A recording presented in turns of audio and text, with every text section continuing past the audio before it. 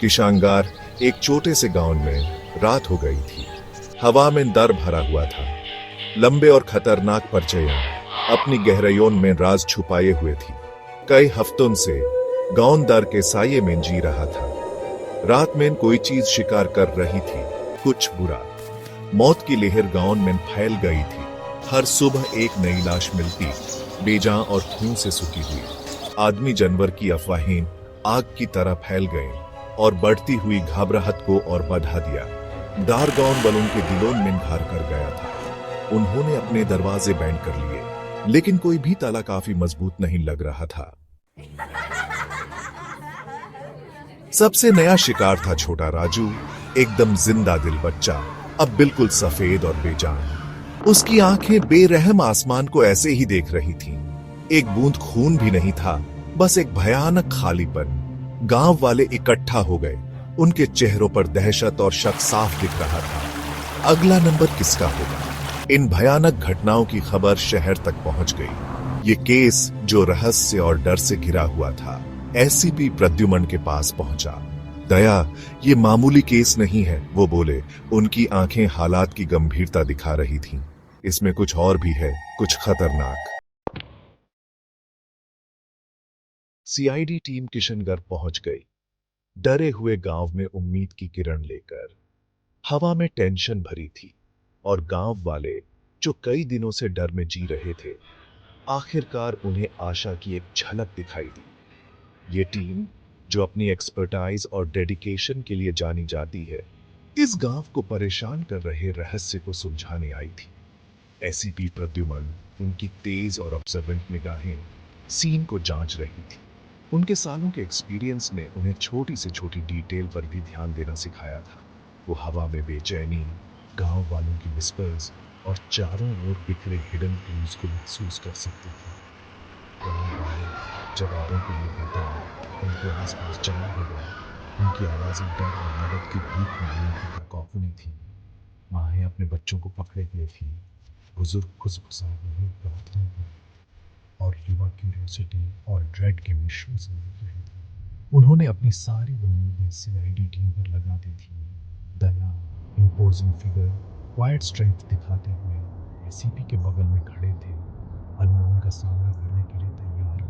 उनकी मौजूदगी गांव वालों में रीअश्योरिंग थी, जिन्होंने उनकी ब्रेवरी और स्ट्रेंथ के किस्से सुने थे। वो क्राइसिस के समय में टीम का सहारा बने। डॉ सालों के टीम के मेटिकुलस फोरेंसिक एक्सपर्ट राजू के शरीर के ऊपर झुके हुए थे। उनके टूल्स मेटिकुलसली रखे हुए थे और उनकी निगाहें सीन के हर इंच को स्कैन कर रही थीं। वे अपनी प्रेसिजन और डिटेल्स पर ध्यान देने के लिए जाने जाते थे, क्वालिटीज जिसने पास्ट में कई मिस्ट्रीज को सुलझाया था। लड़के की गर्दन पर स्ट्रेंज पंक्चर मार्क्स देखकर उनकी भौहें तन गईं। ये निशान कुछ ऐसे थे जो उन्होंने पहले कभी नहीं देखे थे, और ये किसी सिनिस्टर फोर्स की ओर इशारा कर रहे थे। वे जानते थे कि ये क्लूज मिस्ट्री को सुलझाने में क्रूशल होंगे। ब्लड कोएगुलेशन का कोई निशान नहीं है, एसीपी सर, उन्होंने गंभीर आवाज में अनाउंस किया। ये डिटेल अलार्मिंग थी और ये बता रही थी कि लड़के की मौत नेचुरल नहीं थी। टीम ने चिंतित नजरों से एक दूसरे को देखा, सिचुएशन की ग्रेविटी को समझते हुए। ऐसा लगता है जैसे मौत के बाद खून निकाल लिया गया हो, लेकिन कैसे? ये सवाल हवा में इम्प्लीकेशंस के साथ भारी था। टीम जानती थी कि वे अनप्रेसिडेंटेड चीज का सामना कर रहे हैं और उन्होंने आगे की चैलेंजेस के लिए खुद को तैयार कर लिया। पोस्टमार्टम रिपोर्ट ने मिस्ट्री को और गहरा कर दिया। डॉक्टर सलूंखे ने हर विक्टिम पर इंसानी दांतों के 2 निशान होने की पुष्टि की, लेकिन सर, खून, उनकी आवाज में उलझन थी। ऐसा लग रहा है जैसे वो हवा में गायब हो गया। कोई निशान नहीं, कोई छींटे नहीं, कुछ भी नहीं। एसीपी प्रद्युमन ध्यान से सुन रहे थे। उनके दिमाग में बहुत कुछ चल रहा था। दया, ये आदमी नहीं, जानवर भी नहीं। उनकी आवाज में शक साफ था। यहाँ कुछ और चल रहा है, कुछ हमारी समझ से परे। पहेली के टुकड़े बिखरे हुए थे और जो तस्वीर बन रही थी वो डरावनी थी। जांच दया को किशनगढ़ के घने जंगल में ले गई। ऊपर के घने पेड़ों से बस थोड़ी सी धूप नीचे आ पा रही थी, जिससे एक रहस्यमय माहौल बन गया था। हर कदम पर पत्तों की आवाज और दूर से अजीब जानवरों की आवाजें आ रही थी। वो जितना अंदर जाता था, जंगल उतना ही घना होता जाता था। उसके पेड़ पौधे हरे रंग की एक भूल भुलैया बना रहे थे। हवा में गीली मिट्टी और किसी और चीज की कुछ कस्तूरी जैसी और अनजानी सी गंध थी। ये एक ऐसी गंध थी जो बहुत पुराने राज्य और अनकही कहानियों की तरफ इशारा कर रही थी। उमस उसकी त्वचा से चिपक रही थी, जिससे हर सांस भारी लग रही थी। सर, ये पंजे के निशान अजीब हैं। They seem to lead deeper into the heart of the jungle, where the trees grew even taller and the shadows even darker. वो नीचे झुककर नरम जमीन पर अजीब से निशान देखने लगा। ये निशान उसने पहले कभी नहीं देखे थे। इनका आकार और बनावट किसी ऐसे जानवर की तरह थी जो जाना पहचाना भी लग रहा था और अनजाना भी। They're like a man's, but larger, more animalistic. निशानों के किनारे तेज थे, मानो उस जानवर के पैरों की उंगलियों की जगह पंजे हों। सूरज डूबने लगा था, जिससे पेड़ों की लंबी डरावनी परछाइयां बन रही थी। जंगल का हरा रंग अब काले और भूरे रंग में बदल रहा था। जंगल, जो कभी गांव वालों के लिए जीवन का स्रोत था, अब खतरनाक लग रहा था, अनदेखी आंखों से घिरा हुआ। पत्तों की हर सरसराहट और टहनी के टूटने की आवाज तेज हो गई थी, जो घनी झाड़ियों में गूंज रही थी। अनजाने का डर उन पर छा गया था, उन्हें डर और अनिश्चितता से घेर रहा था। गांव वाले, जो कभी इन रास्तों पर आराम से घूमते थे, अब एक साथ डरे हुए थे। हर आवाज पर घबराकर इधर उधर देख रहे थे। जंगल अब एक जाना पहचाना जगह नहीं रहा था, बल्कि एक डरावनी जगह बन गया था, जिसके राज खुलने बाकी थे। भाग 6, साजिशों के फुसफुसाते राज। दिन रातों में ढलते गए, हर एक पिछले जितना ही भयानक। गांव वाले अपने घरों में दुबके हुए थे। उनका एकमात्र साथी उनका डर। सीआईडी टीम बिना थके काम कर रही थी, हर सुराग, हर फुसफुसाहट, हर गुजरते साये का पीछा करते हुए। लेकिन सच्चाई पारे की तरह उनकी उंगलियों से फिसल गई। गांव के बीचों बीच साफ नजरों से छिपी हुई एक परित्यक्त अनुसंधान सुविधा थी। स्थानीय लोग अजीबोगरीब प्रयोगों के किस्से सुनाते थे, मरते हुए तारों की तरह टिमटिमाती रोशनी के, और उन आदमियों के जो खुदा बन बैठे थे। क्या यही इस रहस्य की कुंजी हो सकती है? ये जगह बिल्कुल खामोश, मानो किसी अजीब सी ताकत से भरी हुई थी। धूल से भरी फाइलें जमीन पर बिखरी पड़ी थीं, किसी पुराने छोड़े हुए प्रोजेक्ट की निशानी।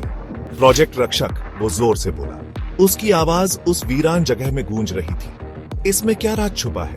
जैसे जैसे वो लोग फैसिलिटी के अंदर जाते गए, एक बेचैनी सी छा गई। हवा और ठंडी हो गई, खामोशी और गहरी, मानो ये इमारत खुद उन्हें देख रही थी, उनका जायजा ले रही थी। वो लोग खतरे में थे और उन्हें ये एहसास हो रहा था। अंधेरे में एक उम्मीद की किरण दिखाई दी। बूढ़े रहीम, जिनकी आंखें डर और उम्र से धुंधली थीं, ने दावा किया कि उन्होंने राजू के मारे जाने वाली रात कुछ देखा था। एक परछाई साहिब, उसने अपनी कांपती आवाज में कहा, लंबी और काली, मेरे घर की दीवार से चिपकी हुई। ये आदमी की तरह चलता था, पर आदमी नहीं था। उसकी बातों से उनकी रूह कांप गई। क्या ये वो आदमी जानवर हो सकता है जिसके बारे में गांव वाले फुसफुसाते हैं? या ये कुछ और भी भयानक था, घमंड और बिगड़े वैज्ञानिक जुनून से पैदा हुई एक रचना? जब दया गायब हो गया, तो सबके दिमाग में खौफ बेथ गया। जंगल, जो पहले शांति का ठिकाना था, अब दार और अंधेरे का घर बन गया था। पटे की हर सरसराहट और ट्विक की हर टूट-फूट धुंधने वालों की रीढ़ की हड्डी में थांदक भर देती थी। वो जानते थे कि कोई चीज बाहर है, अंधेरे में छुपी हुई, उनकी हर हरकत देख रही है। वो एक क्लू ढूंढ रहा था। रात के अंधेरे में एक फुसाफुसी, और फिर खामोशी छा गई। अंधेरा उस निकल गया, बादशाह और बढ़ता हुआ दर छोड़कर। उसने क्या पाया, या यूं कहें, किसने उस पाया? बस एक क्लू मिला, खून से भरा एक सिरिंगे, बिल्कुल वैसा ही जैसा उस छोड़े हुए इमारत में मिला था, जंगल के जमीन पर पैदा हुआ। यह उन एक्सपेरिमेंट्स की याद दिला रहा था, जो वहशन चीजें छूट गई थी। सिरिंज सिर्फ सबूत नहीं था, ये उस बुरे सपने का आगाज था जो शुरू हो रहा था। डॉक्टर सलोंखे, जिनका चेहरा पीला और उदास था, ने उनके सबसे बुरे दर्द की पुष्टि की। उसकी आवाज कांपती थी जब वो बोल रहा था। उसके शब्दों का बोझ सब पर गिर रहा था। यह सिर्फ एक मिसिंग पर्सन केस नहीं है, उसने कहा। यह कुछ और ज्यादा खतरनाक है। सिरिंज में खून दया का था, लेकिन वो बदल गया। ऐसे बदला था जिसका कोई एक्सप्लेनेशन नहीं था। यह एक ऐसे बदलाव की तरफ इशारा कर रहा था जो डरावना और समझ से परे था। उन्होंने उसके साथ क्या किया था, और ज्यादा इंपॉर्टेंट बात, वो क्या बन गया था।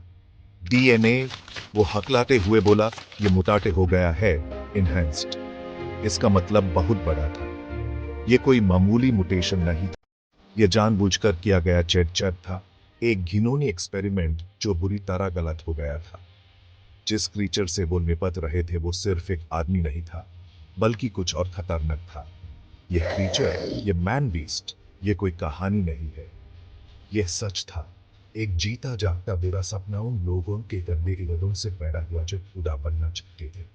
जंगल अब सिर्फ एक बैकग्राउंड नहीं था, यह एक बैटलफील्ड था, और दाग पर बनी चीज किसी के सोच से भी ज्यादा थी। यह एक साइंटिफिक एक राक्षस प्रोग्रेस के नाम पर बनाया गया वो छोटा हुआ इमारत जो कभी उम्मीद और संभावनाओं की जगह थी, अब इंसानी घमंड और साइंटिफिक एक्सप्लोरेशन के अंधेरे पहलू का प्रतीक बन गई थी।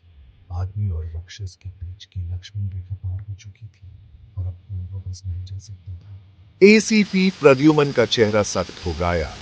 उसकी आंखें ठंडक गुस्से से जल रही थी। उसने अपने जीवन में कई वैशन चीजें देखी थी, लेकिन यह अलग था। यह पर्सनल था। उसकी आंखों में संकल्प स्पष्ट था। वो इस बुरे सपने को खत्म करने के लिए कुछ भी करेगा।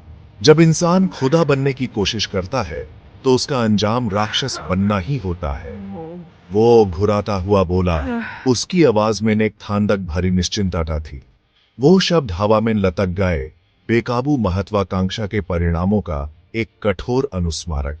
वे सिर्फ एक प्राणी का शिकार नहीं कर रहे थे, वे मानवीय मूर्खता के सार का सामना कर रहे थे। शिकार शुरू हो गया था। जंगल, जो कभी सुरक्षा का ठिकाना था, अब युद्ध का मैदान बन गया था। हर कदम, हर फैसला, सभी लोगों के भविष्य का फैसला करेगा। शिकारी और शिकार के बीच की लक्ष्मण रेखा धुंधली हो गई, और उनके बीच मौजूद राक्षस का असली रूप सामने आने लगा।